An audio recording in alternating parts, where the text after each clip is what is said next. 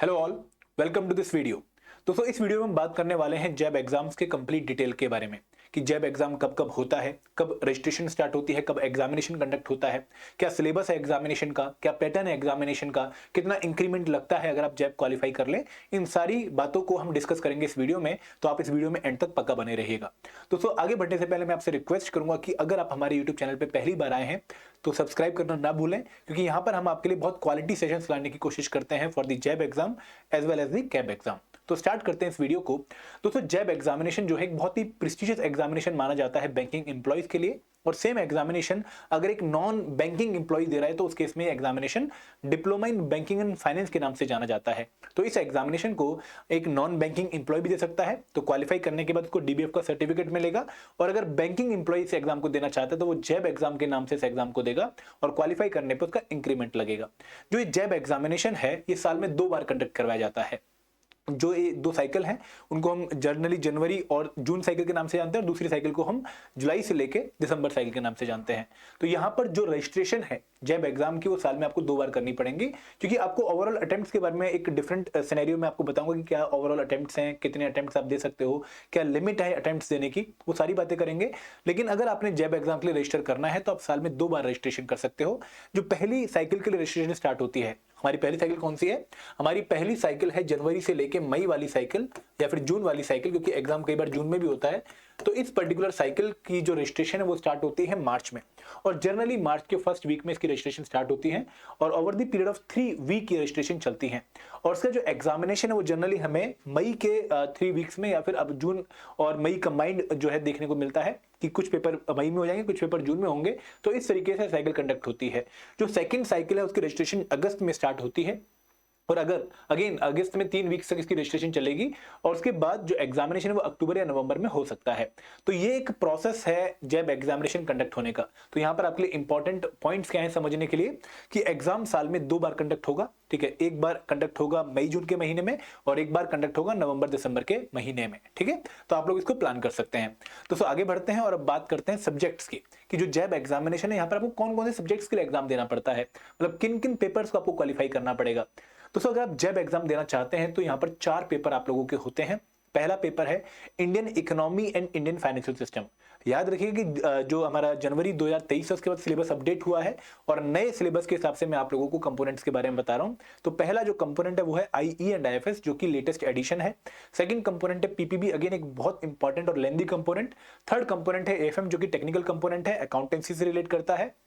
और fourth component है आपका retail banking and wealth management, एक छोटा लेकिन इंपॉर्टेंट कंपोनेंट। तो इन चारों पेपर को आपको क्वालिफाई करना पड़ता है। तो जैब एग्जाम एक नॉर्मल एग्जामिनेशन की तरह नहीं है, एक सर्टिफिकेट एग्जामिनेशन है। यहाँ पर ऐसा नहीं है कि आपको एक बार एग्जाम में बैठ के इन चारों पेपर को क्वालिफाई करना है, और अगर आप किसी पेपर में फेल हो गए तो आपका पेपर जो है डिस्क्वालीफाई हो गया, ऐसा नहीं है। आप इन एग्जाम्स को मल्टीपल अटेम्प्ट्स में क्लियर कर सकते हैं। सुनिए ध्यान से इस पॉइंट को, कि आपके पास एस सच मैं आपको दोबारा बताता हूं कि आपके पास इस एग्जाम के लिए एस सच जो आईबीएफ ने आपको जो नंबर ऑफ अटेम्प्ट्स दिए हैं वो दिए हैं कि भाई आप इनको 3 सालों में, ठीक है, over the period of 3 year या फिर 5 अटेम्प्ट्स में क्लियर कर सकते हैं।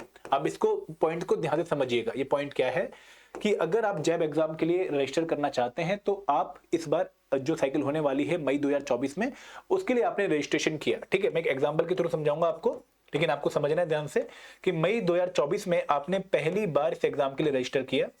ठीक है, और इस एग्जाम में आपने चारों पेपर दिए। ठीक है, आपने आईई एंड आईएफएस का पेपर भी दिया, आपने पीपीबी का पेपर भी दिया, आपने एफएम का पेपर भी दिया, और आपने आरबीडब्ल्यू का पेपर भी दिया। ठीक है, आप लोगों की तैयारी नॉर्मल थी तो आपका सिर्फ आईई एंड आईएफएस और आरबीडब्ल्यूएम जो है वो क्वालिफाई हुआ। क्वालिफाई का मतलब भी मैं आपको समझा देता हूं यहां पर, कि अगर आपके इन कंपोनेंट्स में 50 प्लस मार्क्स आ जाते हैं तो ये कंपोनेंट आपके क्वालिफाई माने जाएंगे। ये कंडीशन है कि आपके हर एक कंपोनेंट में 50 प्लस मार्क्स आने चाहिए। अब एक और कंडीशन है वो अलग से बताऊंगा आपको। तो अगर मान लो आपने इन दोनों कंपोनेंट्स में 50 प्लस मार्क्स स्कोर कर लिए, और जो बाकी के 2 पेपर थे एएफएम और पीपीबी, यहां पे जो आपका स्कोर है वो कम आया। ठीक है, तो इस केस में आपके इस पर्टिकुलर साइकिल पर ये दोनों एग्जाम्स क्वालिफाई माने जाएंगे। और जब नवंबर 2024 वाली साइकिल आएगी, जब उस पर्टिकुलर साइकिल में एग्जाम होगा, तो यहां पर आपको ये दोनों पेपर दोबारा नहीं देने हैं। आपके जो पेपर नहीं क्वालिफाई हुए हैं उन्हीं पेपर को आपको रीअटेम्प्ट करना है। मतलब यहां पर इस साइकिल में आप एएफएम और पीपीबी का एग्जाम ही देंगे।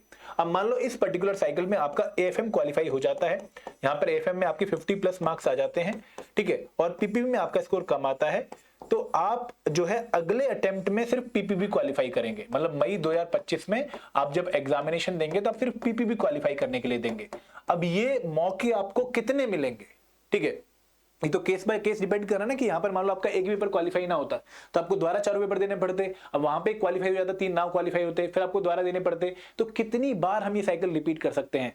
दोस्तों ये पूरी जो साइकिल है ये आप मैक्सिमम 5 अटेम्प्ट एक बार जो है क्वालिफाई करने के लिए रख सकते हैं, कि एक अटेम्प्ट ये हो गया, एक अटेम्प्ट ये हो गया, एक अटेम्प्ट ये हो गया, एक अटेम्प्ट और हो जाएगा, एक और हो जाएगा, 5 बार आप दे सकते हैं। अगर 5 बार में आपका ये पेपर क्वालिफाई नहीं होता, मतलब चारों के चारों कंपोनेंट्स क्वालिफाई नहीं होते हैं 5 अटेम्प्ट्स के बाद भी, तो फिर आपको दोबारा से, मतलब आपके पुराने जो आपने क्लियर किए वो खत्म हो जाएंगे, फिर आपको दोबारा से चारों के लिए एग्जाम देना पड़ेगा और फिर आपको वो क्वालिफाई करने पड़ेंगे। आप समझ रहे हैं मेरा केस, कि अगर आपने इन 5 अटेम्प्ट्स में इन चारों पेपर को क्वालिफाई कर लिया, वेल डन है, आपका जैब क्वालिफाइड है। लेकिन अगर आपने इन चारों अटेम्प्ट्स में से किसी एक पेपर को भी 5 अटेम्प्ट का क्वालिफाई नहीं किया है, मतलब आपके अटेम्प्ट्स के बाद भी 5 अटेम्प्ट्स के बाद भी कोई पेपर बच रहा है, तो उस केस में आपको दोबारा से जैब एग्जाम के चारों पेपर क्वालिफाई करने पड़ेंगे, या फिर ये पीरियड है 3 साल। फॉर एग्जाम्पल आपने नवंबर 2024 के बाद मई 2025 वाला एग्जाम नहीं दिया, आपने स्किप कर दिया किसी कारण की वजह से, घरेलू कारणों की वजह से, तो आपने मान लो उसके बाद एग्जाम दिया नवंबर 2025 में, तो आप ऐसा बिल्कुल कर सकते हैं, क्योंकि यहां पर 3 ईयर या फिर 5 अटेम्प्ट ये आपको जो है प्रोविजन दिया गया है। आप कोई एक अटेम्प्ट अगर स्किप करना चाहते हैं तो वो आप कर सकते हैं, ठीक है। तो ये कंडीशन आपकी बहुत इंपॉर्टेंट है। और दोस्तों इसमें एक और प्रोविजन है जो कि बहुत इंपॉर्टेंट है समझने के लिए, उन बच्चों के लिए, उन दोस्तों के लिए जो कि पहली बार इस एग्जाम को अटेम्प्ट कर रहे हैं, कि यहां पर आईएएफ ने बोला है कि अगर आप सिंगल अटेम्प्ट में, मतलब फॉर एग्जाम्पल आपने मई 2024 में ये एग्जाम पहली बार दिया, ठीक है, आपने फर्स्ट टाइम ये एग्जाम दिया, तो अगर आप सिंगल अटेम्प्ट में, यहां पे ये वर्ड बहुत इंपॉर्टेंट है, सिंगल अटेम्प्ट में, अगर आप टोटल चारों कंपोनेंट में मतलब PPB plus AFM plus IE and IFS plus RBWM में कंबाइंड मिला के अगर आप 200+ मार्क्स स्कोर कर लेते हैं, और इंडिविजुअल कंपोनेंट में, किसी भी इंडिविजुअल कंपोनेंट में आपका स्कोर जो है वो 45 मार्क्स से ग्रेटर देन इक्वल टू होना चाहिए, तो उस केस में आपको चारों पेपर क्वालिफाई माने जाएंगे। देखिए मैंने आपको पिछली स्लाइड में क्या बताया कि आपकी एक पेपर को क्वालिफाई करने का स्कोर क्या बोला आईबीएफ ने, 50+ मार्क्स, कि एज सच आपको 50+ मार्क्स लाने हैं। लेकिन अगर आप ये वाली कंडीशन सेटिस्फाई कर लेते हैं कि सिंगल अटेम्प्ट में आपके चारों पेपर में 200+ मार्क्स आ रहे हैं, पहली कंडीशन, और दूसरी कंडीशन कि आपके हर एक कंपोनेंट में 45+ मार्क्स हैं, तो उस केस में भी आप जैब को क्वालिफाई माने जाएंगे। ये सिनेरियो क्या है कि आपने जैब एग्जाम दिया, पहले अटेम्प्ट में आपके नंबर थे 55, 45, ठीक है, और आपके नंबर थे 46 और आपके नंबर थे 54, ठीक है, यहां पे भी ग्रेटर देन इक्वल टू का साइन आएगा, तो इस केस में आपके नंबर कितने बन गए, आपके नंबर बन गए 200, ठीक है। अब आपके हर एक कंपोनेंट में 45+ मार्क्स भी हैं, आपकी ये वाली कंडीशन भी सेटिस्फाई हो रही है, तो आपका जैब एग्जाम क्वालिफाई माना जाएगा। लेकिन ये कब है, जब आप सिंगल अटेम्प्ट में ही ये स्कोर लेकर आते हैं, ठीक है। तो ये जैब एग्जाम के बारे में, कंपोनेंट के बारे में आपको बताया। अब दोस्तों जैब एग्जामिनेशन को प्रिपेयर करने के लिए आपके पास एक बहुत अच्छा सोर्स है जो कि आईबीएफ की स्टैंडर्ड बुक्स है, ठीक है। आईबीएफ ने स्टैंडर्ड बुक्स पब्लिश कर रखी हैं चारों कंपोनेंट्स की। अब जैसे अगर मैं बात करूं आई एंड आईएफएस, इसकी जो मैकमिलन की बुक है, मैकमिलन पब्लिकेशन है, आईबीएफ की बुक है, तो यहां पर 45 चैप्टर हैं जो आपको प्रिपेयर करने हैं। पीपीबी बड़ा कंपोनेंट है, 53 चैप्टर है, एफएम में 35 चैप्टर है लेकिन टेक्निकल सब्जेक्ट है, और आरडब्ल्यू में 30 चैप्टर है जो कि अगेन छोटा कंपोनेंट बट इंपॉर्टेंट कंपोनेंट है। तो ये चारों कंपोनेंट आपको प्रिपेयर करने हैं। और आईबीएफ की एक रूल बुक भी आ रखी है पूरी जैब एग्जामिनेशन के रिगार्डिंग, जहां पर आपको पूरा सिलेबस डिटेल में दिया गया है कि भाई किस कंपोनेंट में क्या है। अब दोस्तों हर एक कंपोनेंट में आपको एक जो है चीज देखने को मिलेगी, मैं आपको वो भी समझाता हूं कि हर एक कंपोनेंट में अगर पूरा सिलेबस, मान लो एक बहुत बड़ा अमाउंट है, एक्स अमाउंट सिलेबस है, कि मान लो 45 चैप्टर हैं, तो ये 45 चैप्टर्स को 4 मॉड्यूल में डिवाइड करके दिया गया है। मॉड्यूल ए, ठीक है, module B, module C and module D, ठीक है। तो आपको चारों ही मॉड्यूल प्रिपेयर करने पड़ेंगे क्योंकि पेपर अक्रॉस द मॉड्यूल आता है, ठीक है। और यहां पर एक इंपॉर्टेंट पॉइंट और ये भी है कि ये चारों के चारों मॉड्यूल जो है इनका सिलेबस भी आपको डिटेल से अलग से दिया गया है, और बुक में भी मॉड्यूल वाइज आपका सिलेबस दिया गया है, तो आप इन बुक्स को प्रिपेयर कर सकते हैं।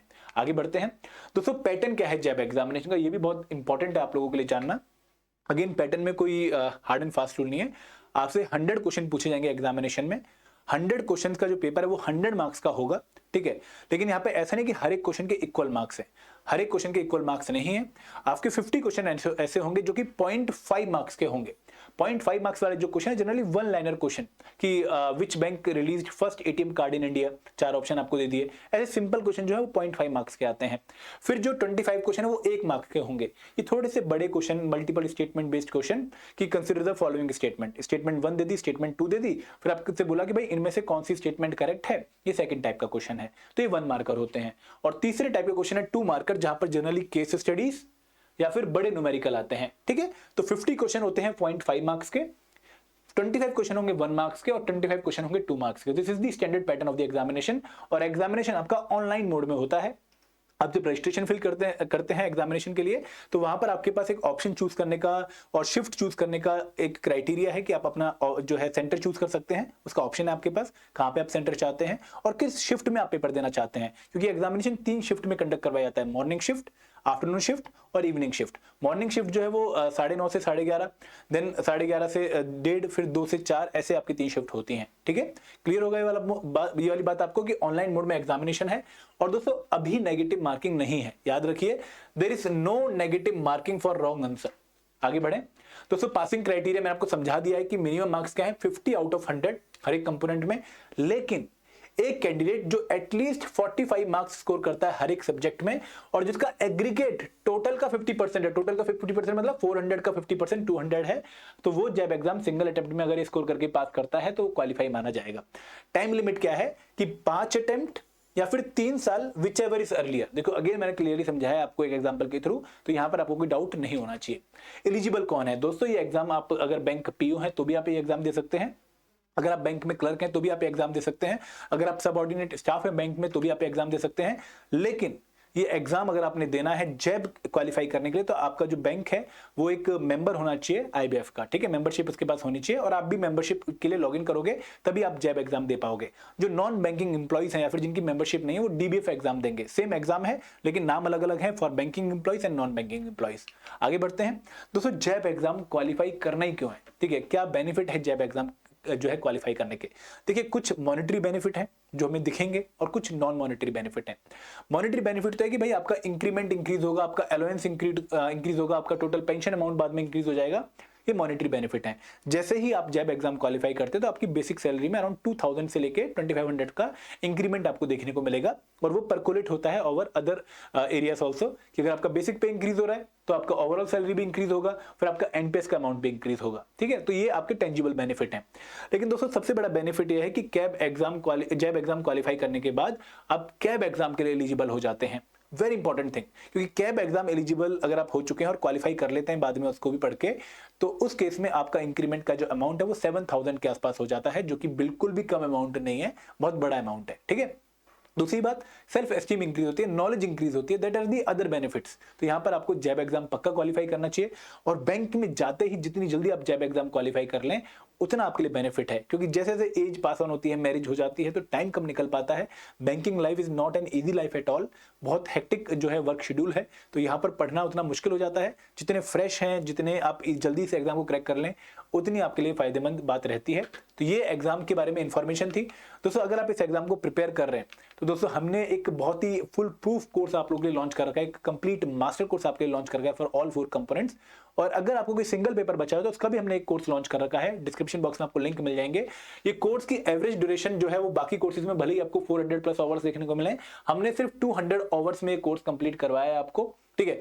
15-15 मिनट की वीडियोस हैं दोस्तों, बड़ी वीडियोस में हम बिलीव नहीं करते क्योंकि उसके लिए देखने के लिए टाइम लगाना पड़ता है, बैठना पड़ता है। यहाँ पे हमने छोटी छोटी वीडियोस में टॉपिक वाइज चीजों को कवर किया है ताकि आप इसको चलते फिरते कभी भी देख पाए। देन नंबर ऑफ क्वेश्चंस जो आपको ऑब्जेक्टिव मिल रहे हो 14000 एमसीक्यूज हैं प्रैक्टिस करने के लिए। सॉल्व प्रीवियस क्वेश्चन आपको मिल रहे हैं जो कि बहुत ही यूनिक चीज है, कभी जैब में मिलते नहीं है। डाउट सॉल्विंग है, हम आपको डिस्कशन फोरम दे रहे हैं, फोन कॉल्स की फैसिलिटी है, ईमेल सपोर्ट है आपके पास और कैलेंडरी कॉल के भी आपका सपोर्ट है और यहाँ पर लाइव क्लासेस भी होंगी जस्ट बिफोर द एग्जामिनेशन। और ये कोर्स एक बहुत ही कम प्राइस में आपको ऑफर किया जा रहा है। अगर आप ये वीडियो देख रहे हैं तो जैब 70 अगर आप कूपन कोड यूज करते हैं, सॉरी जैब 75, तो जैब 75 कूपन कोड यूज करके आपको 75% डिस्काउंट इस कोर्स पे मिलेगा। तो आप देर मत करिए, ठीक है, और इस कोर्स को जल्दी से एनरोल कीजिए ताकि आप अपनी तैयारी को स्टार्ट कर पाएं। अगर कोई भी डाउट है कोर्स के रिगार्डिंग या फिर किसी और चीज के रिगार्डिंग, आप कॉल कर सकते हैं 8146207241। आप एक मेल ड्रॉप कर सकते हैं hello@edutech.co.in। This is all from my side. Thank you very much. जय हिंद, जय भारत।